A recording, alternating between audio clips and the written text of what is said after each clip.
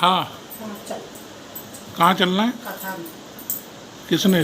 छोटे भाई ने बुलाया है? उसके यहाँ कथा में चलना। चलो। कौन कौन चल रहा है? अपन दोनों चल रहे दोनों चलना। हैं? हाँ, ताला लगा चल। चल। चल।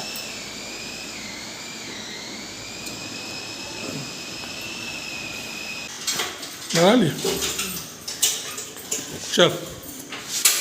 सीढ़ी से जा रही है तू? हाँ। मैं लिफ्ट से आ रहा हूँ, है ना? चल।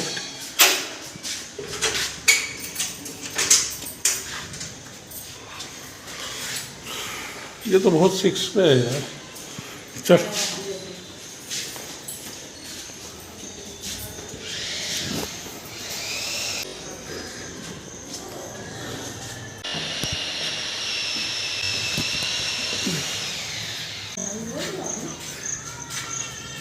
बच्चे खेल रहे हैं, देखो मौसम भी खुला खुला है, रात भर बारिश हुई है। ये काहे का पेड़ काट रहे भैया? ढूंढ, कितने अच्छे पेड़ थे, सब काट डाले इन लोगों ने बिजली के तार के चक्कर में। जय हो भगवान।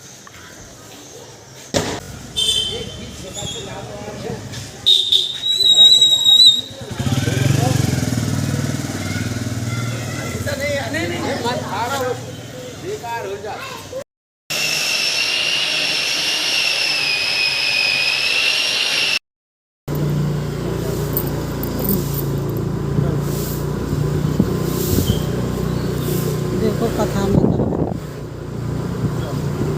देखो देखो।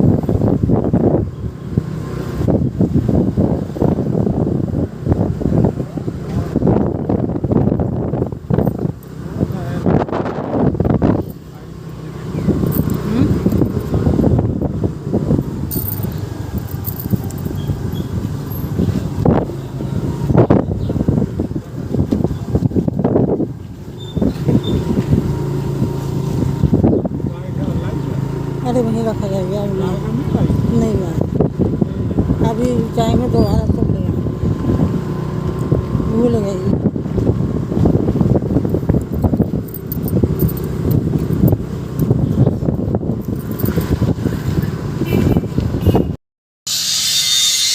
हम आखिर अपने भाई के घर आ चुके हैं।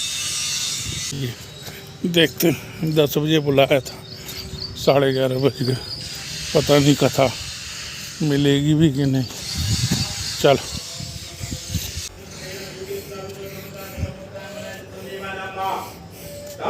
जय हो, जय हो।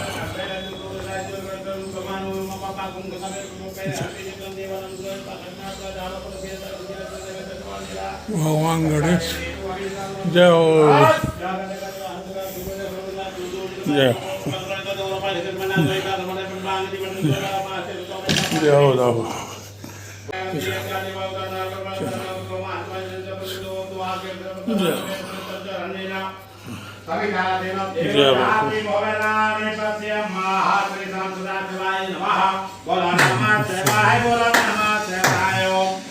जय हो, जय हो प्रभु, जय हो भगवान की जय।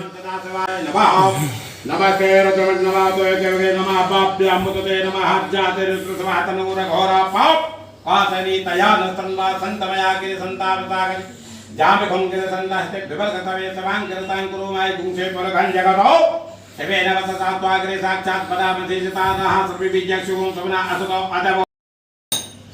बोलिए शंकर भगवान की जय। नारायण नारायण यानो श्रीमन्नारायण नारायण नारायण भजमन नारायण नारायण नारायण। बोलिए सत्यनारायण भगवान की।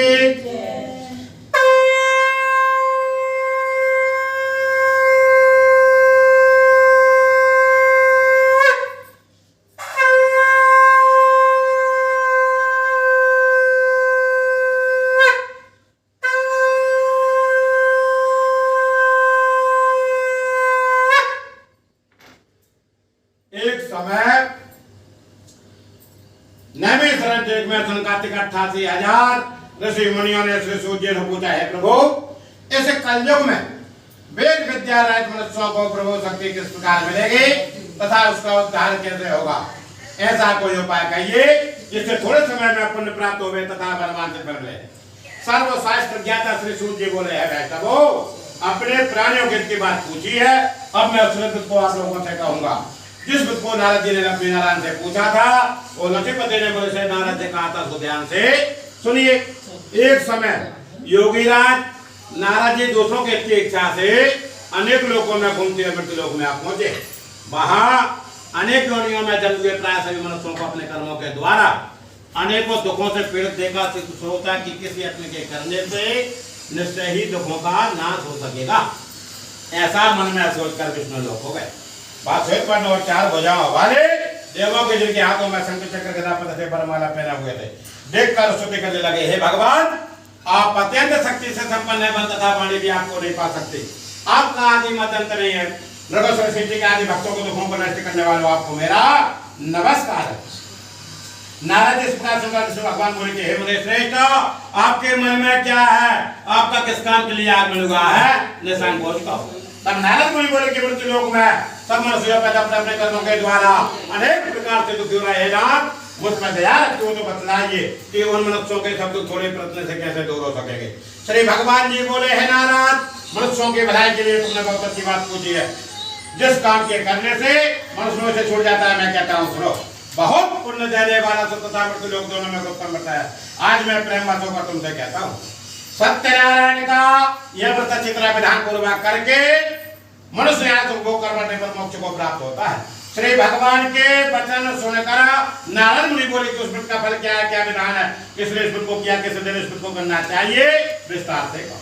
भगवान बोले, दुख शोक आदि को दूर करने वाला, धन को बढ़ाने वाला, सौभाग्य तथा संतान को देने वाला, यह व्रत समय इसको पर विजयी करने वाला, भक्ति और श्रद्धा के साथ किसी भी जन ब्राह्मणों और बंधुओं के साथ धर्मपरायणों का पूजा करे, भक्ति भाव नैवेद्य केले फली घी दूध दे गेहूं का चूर्ण सत्तर भक्त लोग जमा करके भगवान को अर्पण कर देवे तथा भानु से ब्राह्मणों को भोजन करावे, तत्पश्चात स्वयं भोजन करे, नित्य गिरादि का आचरण करो, श्री सत्यनारायण भगवान का स्मरण करता हुआ समय व्यतीत करे।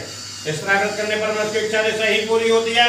विशेष कलिकाल में भूमि पर यही मोक्ष का सरल उपाय है। श्री सत्यनारायण प्रतिकथायाम प्रथम अध्याय समापन्ना। बोलिए सत्यनारायण भगवान की।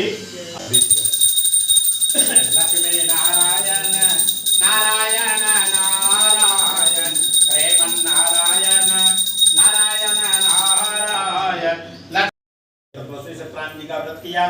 उसी समय वहां एक साधु वैश्य आया, उसके पास व्यापार के लिए बहुत सघन था। नाव को किनारे पर ठहरा कर राजा के पास गया और राजा को व्रत करते देखकर विनय के साथ पूछने लगा, हे राजन, भक्ति से आप यह क्या कर रहे हैं, मेरी सुनने की आप मुझे बताइए। राजा बोला, साधु अपने बांधवों के साथ पुत्रादि प्राप्ति के लिए महाशक्तिवान सत्यनारायण भगवान का व्रत का पूजन किया जा रहा। राजा के वचन सुनकर साधु आदर से बोला, हे राजन, मुझसे इसका सब धन पाओ, मैं भी आपके अनुसार इसको करूंगा, मेरे भी कोई चिंताएं निश्चय ही होगी। राजा सुल्तान को जब व्यापार से निमित्त होगा उनके संग गया। साधु ने अपने संतान देने वाले का समाचार सुनाया और कहा कि जो मेरे संतानों की मैं इसको करूंगा। साधु ने जो वचन अपनी स्त्री लीलावती से कहा, एक दिन उसकी स्त्री लीलावती पति के साथ आनंदित तो संसार धन प्रमित होकर सत्यनारायण भगवान की कृपा से 10वें महीने में सुंदर कन्या का जन्म होगा। दिनों दिन 22 दिन शुक्ल पक्षा नवरता है। कन्या का नाम तारावती रखा गया। तब लीलावती ने मेरे सोदमा अपने पति से कहा, जो आपने संकल्प किया था कि भगवान का व्रत करूंगा, आप उसे करिए। साधु बोला, है प्रिय इसके प्रभाव पर करूंगा। इसी तरह अपनी पत्नी को विश्वास देने को गया। साधु ने तो अपने सखियों के साथ अपने पुत्र को देखा तो तुरंत दूध बुलाकर कहा कि पुत्र के बाद साधु की आज्ञा पाकर दूध गंज नगर पहुंचा। वहां बड़ी को देखभाल करा। लड़के के लिए तो बड़ी पुत्र को ले आया। तो लड़के को देखकर साधु ने अपने बंधु बांधवों सहायता प्रसन्नता अपने पुत्र विवाह के को प्रभाव में विष्णु को करना भूल गया। तब श्री भगवान क्रोधित हो गए और श्राप दिया कि तुम्हें दारुण दुख प्राप्त होगा। कार्य साथ बनिए जय माता सहायता समुद्र के समीप स्थित नगर में गए और वहां दोनों कुछ माई करने के तो राजा के उस नगर में व्यापार करने लगे। एक रोज भगवान सत्यनारायण की माया से पृथ्वी को चोर राजा का धन चुरा कर भागा जा रहा था, किंतु राजा के दूतों का देखकर चोर ने घबरा कर राजा के धन को चुपचाप रख दिया जहाँ वो सोते जमाई ठहरे हुए थे। जब दूतों ने साधु व्यास के पास राजा के धन को रखा देखा तो दोनों को बांध कर ले गए और प्रसन्नता से तो राजा के पास जाकर बोली है दो चोर हमको पकड़ा देखा तब राजा की आज्ञा से उन्हें कारावास में डाल दिया, उनका धन छीन लिया। सत्यनारायण भगवान के श्राप द्वारा उनकी पत्नी बहुत दुखी हुई, जो घर पर धन रखा था वो चोर चुरा कर ले गए। शारीरिक मनमांसिक पीड़ा तथा भूख प्यास से दुखित होकर उनकी चिंता न कराती एक ब्राह्मण लेकर गई। वहां उसने सत्यनारायण भगवान का व्रत होते देखा, फिर कथा सुनी तथा प्रसाद ग्रहण कर रात को घराई। माता ने कलावती से कहा, हे पुत्री अब तक कहाँ रही बा तेरे मन में क्या? कलावती बोली, है माता मैंने एक ब्राह्मण के घर श्री सत्यनारायण भगवान का व्रत देखा है। कन्या के वचन सुनकर लीलावती भगवान की पूजन की तैयारी करने लगी। लीलावती ने परिवार और बंधुओं सहित श्री सत्यनारायण भगवान का पूजन किया और वर मांगो में विद्यमान श्री राजा वाला साथी प्रार्थना की, हम सबको अपराध क्षमा करो। सत्यनारायण भगवान इस व्रत से सत्य होगा। राजा चंद्रकेतु को स्वप्न में दर्शन देकर कहा, हे राजा दोनों वैसे प्रातः ही छोड़ो, उनका सब तुमने ग्रहण किया है, दोनों तब तेरा धनराज पुत्र आदि सब नष्ट कर दूंगा। राजा के ऐसे वचन कहकर भगवान अंतर ध्यान हो गए। प्रातः काल राजा चंद्रकेतु को सभा में अपना स्वप्न सुनाया, फिर दोनों बड़ी पुत्र को कैसे मुक्त कर सभा बुलाया। दोनों ने आते ही राजा को नमस्कार किया। राजा बेटे बच्चों से बोला, हे मान भाव भाई बस ऐसा कठिन दुख प्राप्त हुआ, तुम्हें कोई भय नहीं है ऐसा कहता ना। राजा ने उनको नए वस्त्र भूषण पहनाए तथा उनका जितना धन लिया था उनसे दूना धन देकर आदर सहित विदा किया। दोनों वैश्य अपने घर को चले गए।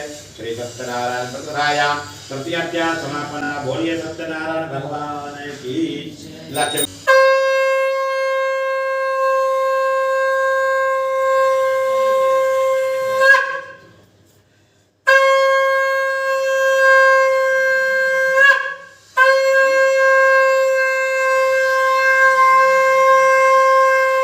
सोचिए बोला कैसे मंगलाचार्य के आत्मा अपने नगर को चला। उनके थोड़ी दूर निकलने पर दंडी के साथ सतराम ने उनसे पूछा, है साधु तेरे नाम में क्या अभिमानी ऐसा हुआ? बोला, है दंडी आप क्या पूछते हैं, क्या धन लेने की इच्छा है? मेरे नाम में बिल्कुल इत्यादि भरे हुए हैं। वैश्य का कठोर वचन सुनकर भगवान ने कहा, तुम्हारा वचन सत्य हो। दंडी ऐसा कहकर वहां से दूर चलेगा, कुछ दूर जाकर समुद्र किनारे बैठ गए। दंडी के जाने पर वैसे निष्क्रिय करने वाला नाग को जीवित कर चुंबा किया।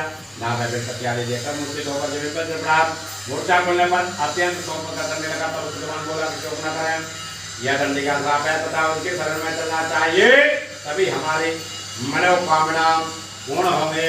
समाज के वचन सुनकर मैं दंडी के पास पहुंचा और अत्यंत भक्ति भाव से नमस्कार करके बोला, हे भगवान आपकी माया ब्रह्मा दुख नहीं जानते तब ज्ञान कैसे जान सकता हूँ? आप प्रसन्न हो जाए तो उनकी आपकी पूजा करूंगा, मेरी रक्षा करो, मेरे समय में नौका में दरबार दो।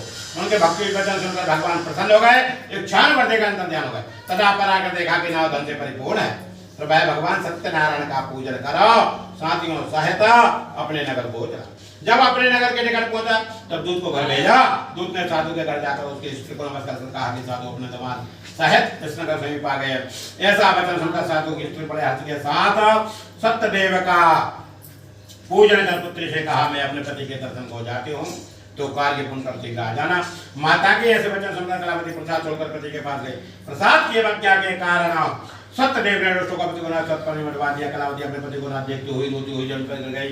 इस तरह नौका को डूब देकर कन्या को रोता हुआ देखकर साधु दुखित होकर बोला, है प्रभु मुझसे या मेरे परिवार से जो भूल हुई है उसे क्षमा करो। उनके दीन वचन सुनकर सत्यदेव प्रसन्न हो गए। फिर आकाशवाणी हुई, है साधु तेरी कन्या मेरे प्रसाद को छोड़कर आई, इसलिए इसका पति अदृश्य हुआ। यदि वह घर जाकर प्रसाद खाकर लौट पति अवश्य मिलेगा।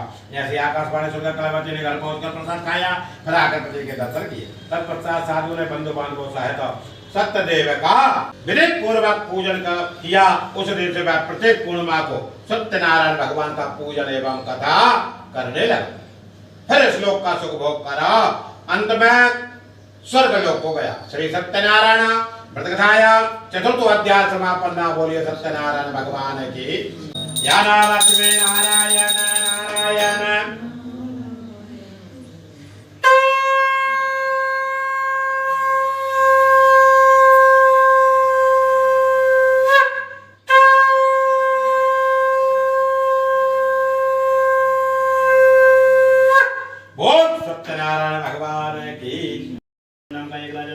उसने भी भगवान का प्रसाद त्याग कर बहुत दुख पाया।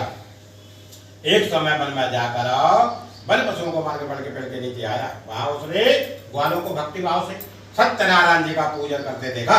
राजा देखकर अभिवंश नहीं गया, ना नमस्कार किया। जब ग्वालों ने भगवान का प्रसाद उसके सामने रखा तो प्रसाद को त्याग करा, अपनी सुंदर नगरी को चला गया। वहां उसने अपना सब कुछ नष्ट पाया तो वह जान गया कि सब भगवान ने किया है। तब वह विश्वास ग्वालों को समीप गया और विधि पूर्वक पूजन कर प्रसाद खाया तो सत्यदेव की कृपा से पहले जैसा था सब वैसा ही हो गया। दीर्घ काल तक सुख भोग कर मरने पर स्वर्ग लोक को गया। जो परम दुर्लभ को भगवान कृपा से उसे धन धन आदि प्राप्ति होगी। धन धन और बंदी बंधन से मुक्त होकर निर्भय हो जाता है। संतान को संतान प्राप्ति होती है तथा सब मनोरथ पूर्ण होकर अंत में वैकुंठ धाम को जाता है। जिन्होंने पहले समय में इस व्रत को किया उसके दूसरे जन्म की कथा कहता हूँ। प्रदर्शता ब्राह्मण ने सुदामा का जन्म लेकर मोक्ष को पाया। उनका मुक्नाम प्रदर्शित होकर वैकुंठ को प्राप्त हुआ। साधुनाम ने मोरा ध्वज बनकर अपने पुत्र को वारिस चेतन मोक्ष को प्राप्त किया। महाराज तुंगध्वज ने स्वयंभू होकर भगवान में भक्ति कर्म कर मोक्ष को प्राप्त किया।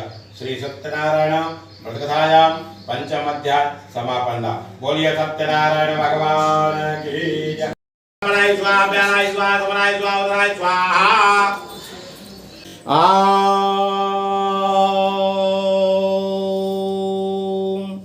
पूर्णादेवा परापद पूर्णा पुनरापद बसवेला पूर्णाय स्वाहा। छोड़ दीजिए। बोलिए यज्ञनारायण भगवान की, सत्यनारायण भगवान की, गुरु महाराज की, दुर्गा महारानी की, राधा कृष्ण भगवान की। नमः पार्वती पतये हर हर महादेव। जय जय श्री राधे। कथा हो गई, अब चले।